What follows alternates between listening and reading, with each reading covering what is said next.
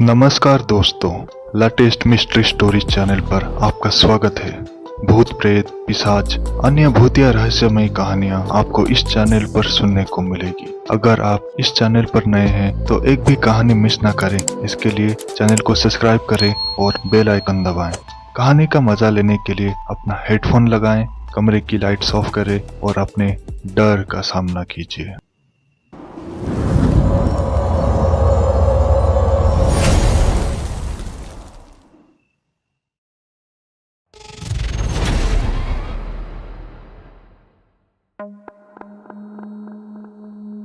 नमस्कार दोस्तों, मेरा नाम अनूप नाग।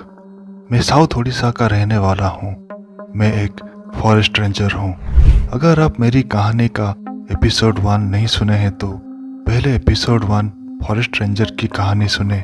उसके बाद ये कहानी सुनेंगे तो आपको बहुत मज़ा आने वाला है। तो चलिए आगे की कहानी सुनते हैं। लंबी अंधेरी सुरंग जो टावर नंबर 13 की ड्रेन पाइप से निकली थी, उसी रास्ते में हाँफते हुए भाग रहे थे। ड्रेन की ये बदबूदार हवा से सांस लेना भी मुश्किल हो रहा था। मेरे पीछे दिलीप भी सांस फुलाते हुए पीछे टॉर्च की रोशनी से रास्ता दिखाते हुए भाग रहा था।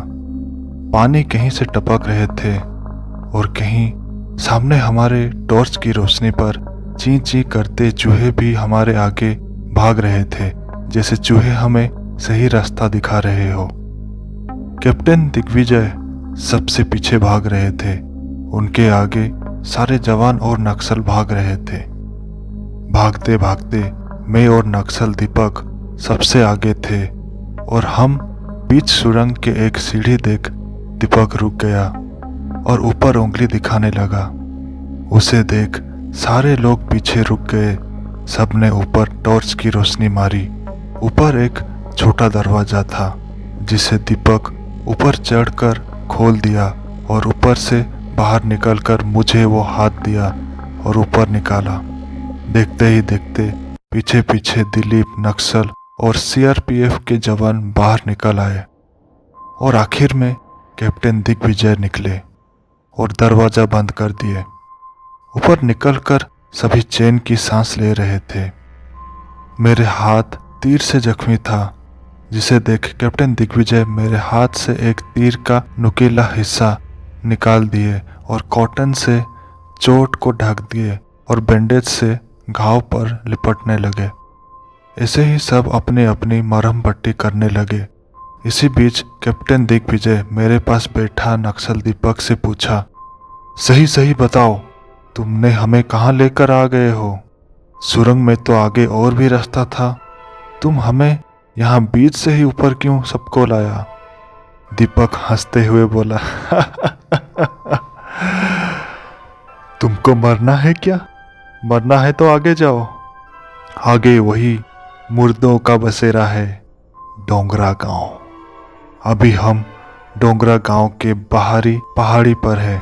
वो नीचे देखो, वो है डोंगरा गांव। दीपक कैप्टन दिग्विजय के हाथ से झट से टॉर्च छीनकर दीपक पहाड़ी से नीचे टॉर्च मारकर दिखाने लगा। मैंने देखा वो गांव टूटा फूटा झोपड़ियों से भरा था और थोड़ी दूर एक तालाब के बीच एक खंडहरनुमा मंदिर था। ये दिखा के दीपक कैप्टन दिग्विजय की ओर टॉर्च फेंक दिया और वो अपने नक्सल साथियों के पास भाग के चला गया। कैप्टन दिग्विजय दीपक की ओर नज़र रखकर मुझे बोले, मुझे इन नक्सलियों पर भरोसा बिल्कुल नहीं है। जरा संभाल के रहना रेंजर। इन पर नज़र रखो और मुझे नक्शा दिखाओ इस इलाके का। मैंने नक्शा दिखाया। ये देख दिलीप हमारे पास आ गया। नक्शे पर बस जंगल और पहाड़ शो हो रहा था, पर कुछ ठोस पता नहीं चल रहा था। ऊपर से अंधेरा, कुछ ठीक से दिख भी नहीं रहा था। दिलीप बोला, ये इलाके के बारे में दीपक को जरूर मालूम है, वो यहाँ से पहले भी आ चुका है। कैप्टन बोले, मुझे इन नक्सलियों पर भरोसा नहीं है। हमें एक बार डोंगरा गांव जाकर देखना चाहिए। पर हम सब लोग ना जाकर एक टुकड़ी भेजनी चाहिए, देख के आना चाहिए आखिर वहाँ क्या है। ये बात करते वक्त एक सिपाही कैप्टन दिग्विजय के पास दौड़ते हुए आया। Captain, we have a situation. Captain बोले, क्या हुआ? सिपाही, वो नक्सल यहाँ नजर नहीं आ रहे हैं, वो भाग गए पेशाब करने के बहाने देकर। कैप्टन दिग्विजय ऑर्डर किए, हमें डोंगरा गांव पर स्काउटिंग करना है। दिलीप बोला, हमें एक साथ जाना चाहिए। कैप्टन बोले, रेंजर साहब, हम सबकी जान खतरे पे नहीं डाल सकते।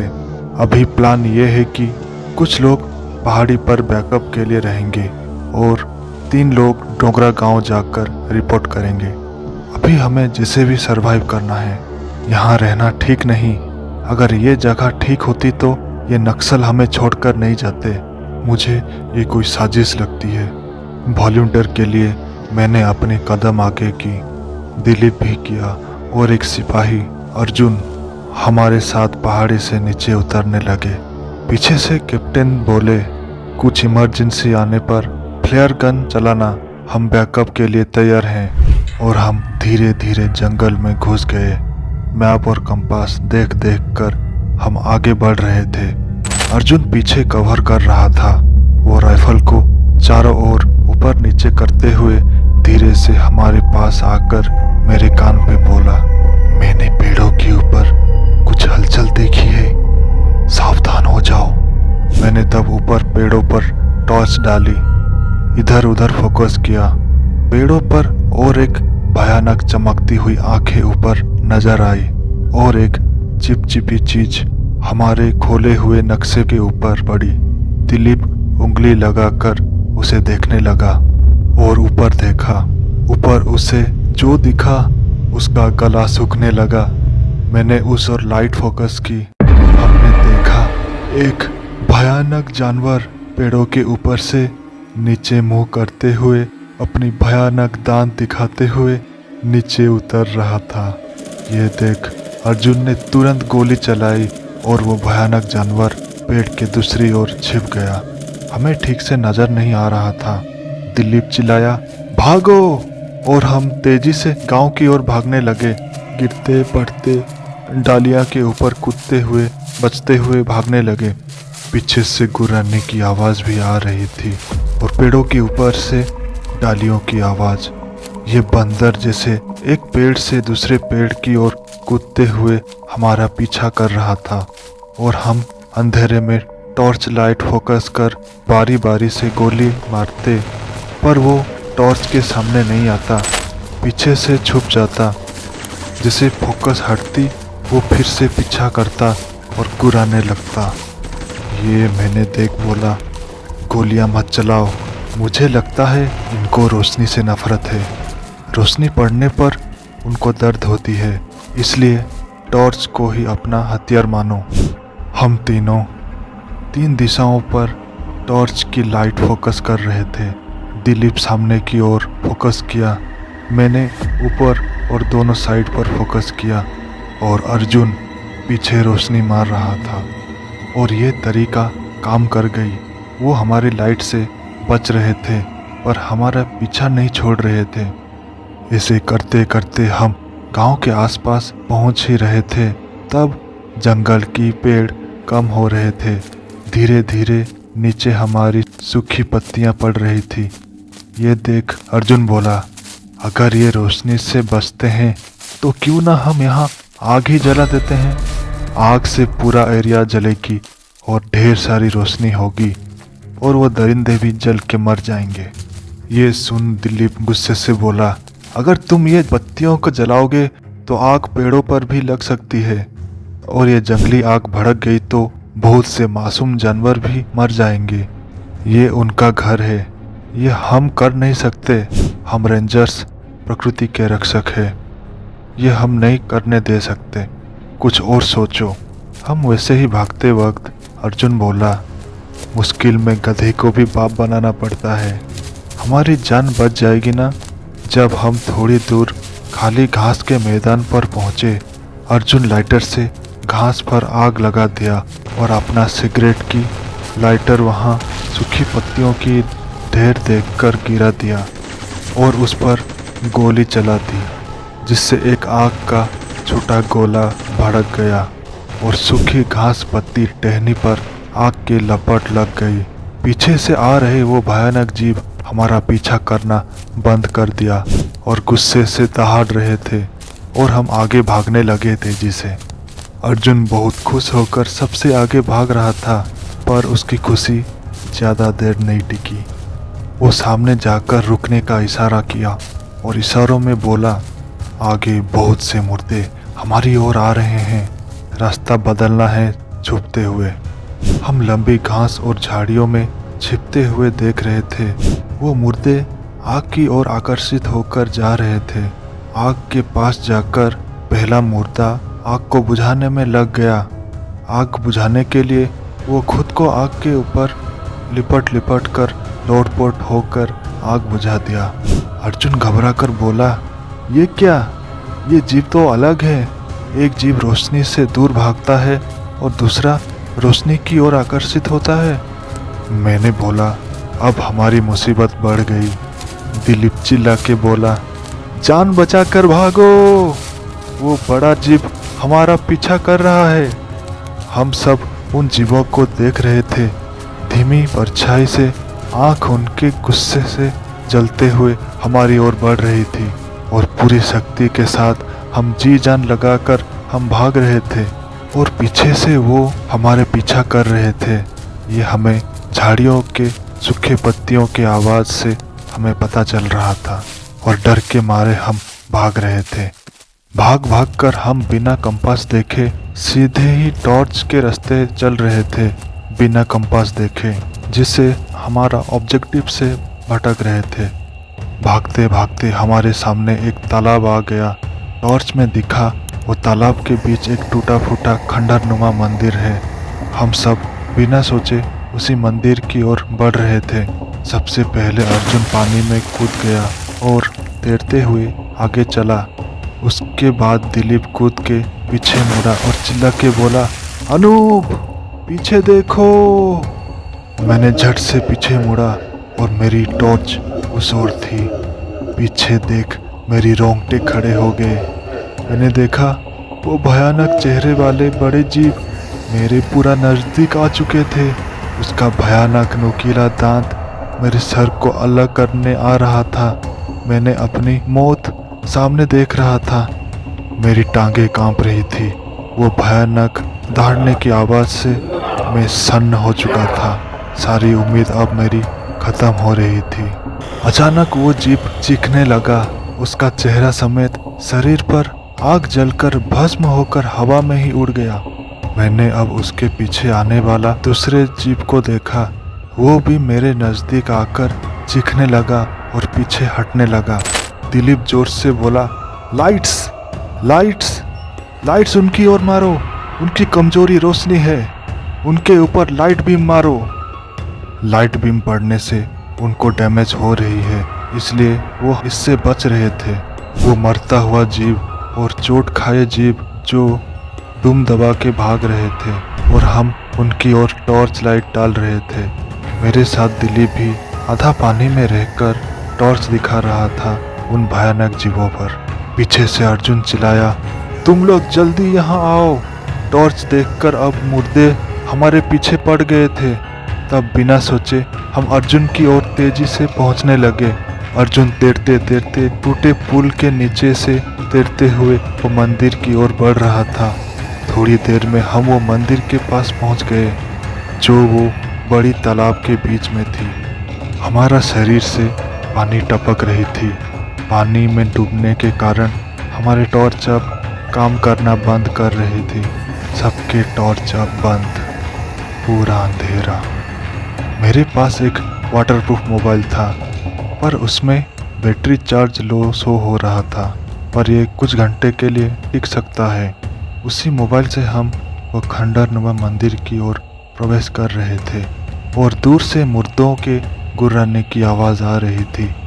धीरे धीरे मुर्दे तालाब के चारों ओर घेर रहे थे। कुछ मुर्दे अब तालाब में कूद रहे थे। ये देख हम गोलियां चलाने लगे। हम 3 हेवी फायरिंग कर रहे थे चारों ओर से। हमारे पास अब एक एडवांटेज है। वो मुर्दे जो जमीन पे तेजी से भाग रहे थे और आगे बढ़ रहे थे, वो पानी में उनकी रफ्तार धीमी हो रही थी और उनका सर पानी के बाहर दिख रहा था और हम सर को निशाना लगाते हुए आराम से मार रहे थे। पर एक दिक्कत आ गई, हमारे पास गोलियां कम पड़ रही थी। हम घूम घूम के चारों ओर गोलियां बरसा रहे थे। हमें बैकअप चाहिए, इसलिए मैंने ऊपर फ्लेयर गन दिखा के गोली भरी और ट्रिगर दबाया और एक धमाके के साथ ऊपर रोशनी हो गई, जिससे हमारी बैकअप मैसेज कैप्टन दिग्विजय तक पहुंच गई होगी। और इस रोशनी से दूसरे मुर्दे भी हमारी ओर बढ़ रहे थे। मैंने मोबाइल में समय देखा, 3:30 AM। दिलीप और अर्जुन बोले, बैकअप आते आते 4 बज जाएगी, तब तक हमें इन्हें कंट्रोल करना है। गोलीबारी जारी रही। मुर्दों के लाश पानी में तैर रहे थे।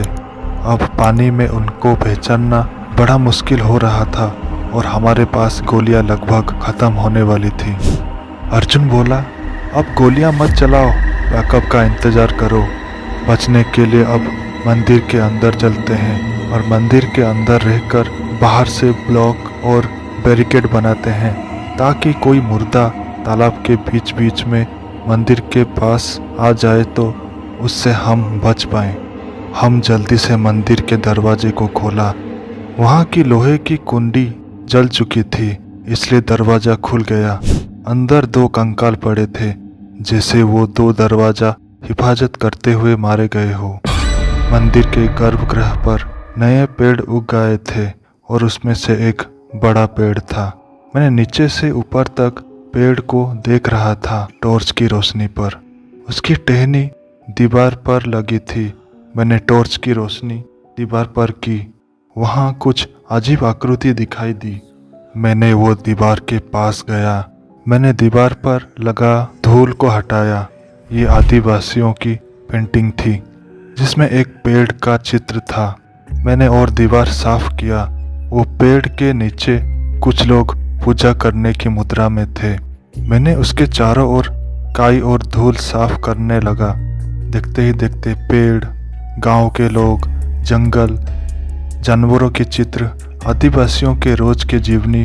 फिर एक चीज अजीब पाई चित्र में युद्ध के तस्वीर, आदिवासियों के तीर कमान, लाठी, तलवार, कुल्हाड़ी और दूसरी ओर बंदूक पकड़े सैनिक, जो कि अंग्रेज सैनिक लग रहे हो, जैसे जो कि आदिवासियों को मार रहे हो, उनके घर तबाह कर रहे हो, उनके जानवरों को मार रहे हो मौज के लिए, शिकार, बलात्कार।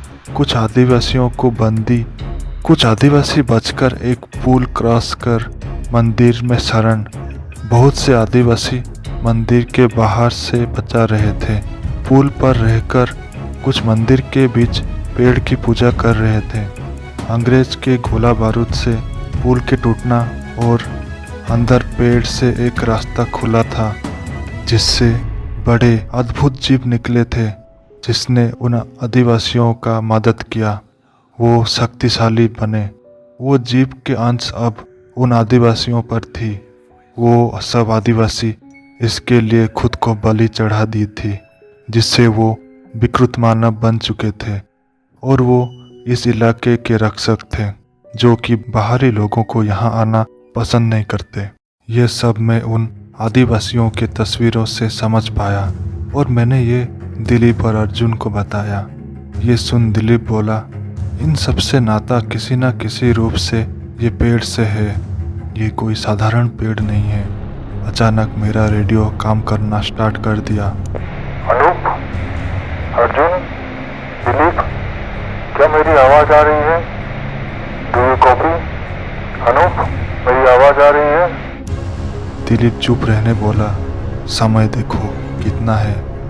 मैंने बोला 4। तब आंसर करो और सीक्रेट कोड पूछो, तब रिप्लाई करना। मैंने वैसा ही किया। Yes sir, Anoop reporting, copy that. आवाज़ आ रही है। अनूप, आप लोग का लोकेशन कहाँ है? हमें पता नहीं चल रहा है। गोलीबारी भी नहीं हो रही। हमें बैकअप कहाँ देनी है? मैंने बोला, हम डोंगरा गांव के पास एक तालाब है, उसी बीच एक मंदिर है। हम उस मंदिर में छुपे हैं। और मंदिर के आसपास मुर्दे और वो भयानक जीव भरे पड़े हैं। मैं एक जानकारी देना चाहता हूँ। वो भयानक जीव के ऊपर तेज रोशनी डालो, रोशनी से उसे मारा जा सकता है। पानी के अंदर वो धीरे मूवमेंट करते हैं और उन मुर्दों को कुछ समय के लिए हम स्लो डाउन कर सकते हैं, जिससे हम गोलियां मार रहे हैं, पर हमारे पास गोलियां कम हैं, जल्दी मदद भेजें, कैप्टन दिग्विजय बोले। Okay ranger, hold on. फिर रॉकेट लॉन्चर से बाहर हमला होने लगा। वो बड़े बड़े जीवों पर रॉकेट से हमला, फ्लेयर गन ऊपर चलाते, जिससे वो बड़े जीव को नुकसान होता और मुर्दे पीछे उनकी ओर बढ़ रहे थे। कुछ मुर्दे अपने आप मंदिर के आसपास आ चुके थे। हम उनके ऊपर गोलियां मार रहे थे। मारते मारते सबके मैगजीन खाली हो गए, गोलियां खत्म। अब अर्जुन के पास 2 हैंड ग्रेनेड थे। उससे एक उन मुर्दों पर डाला और दूसरा मुझे दिया फेंकने को। उसके ग्रेनेड से कुछ मुर्दे मर गए, पर पानी से और बहुत मुर्दे निकल रहे थे।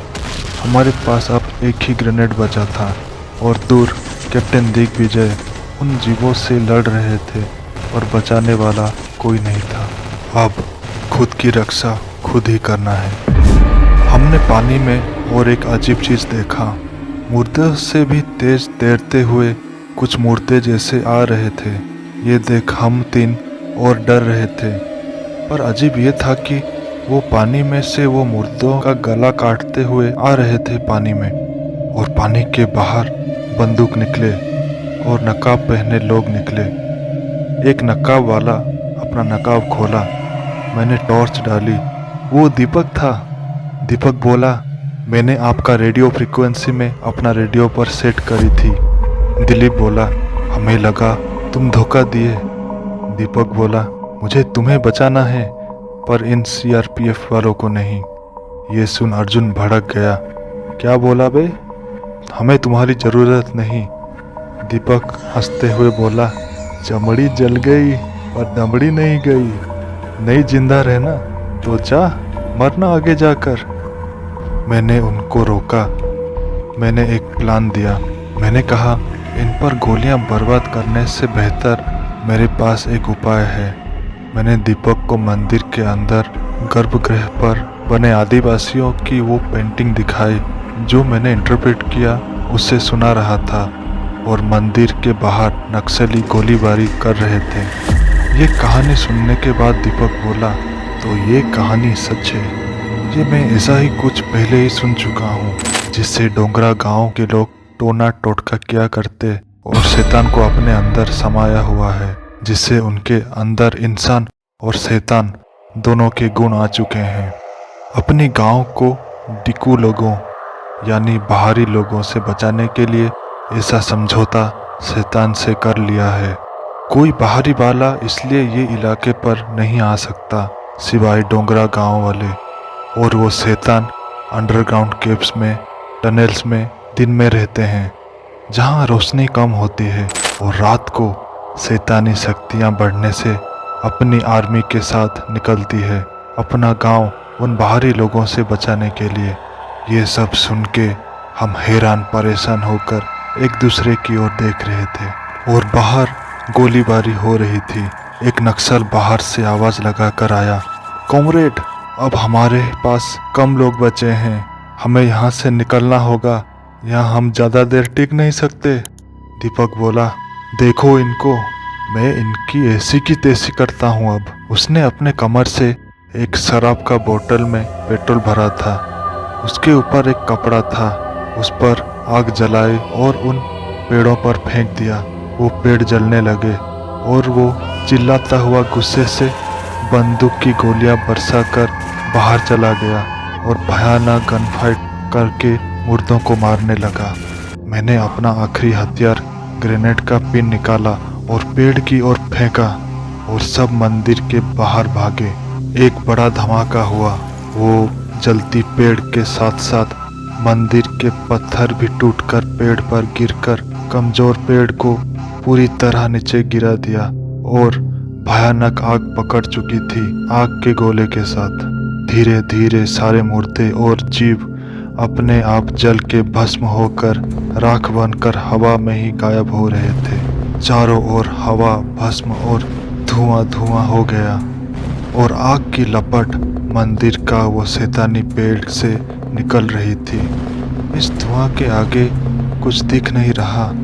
एक सन्नाटा सा छा गया। उस सन्नाटे में एक चीख सुनाई दी। ये चीख दीपक का था, जैसे उसका गला कोई पकड़ा हो। उससे सांस लेना भी दिक्कत हो रही थी।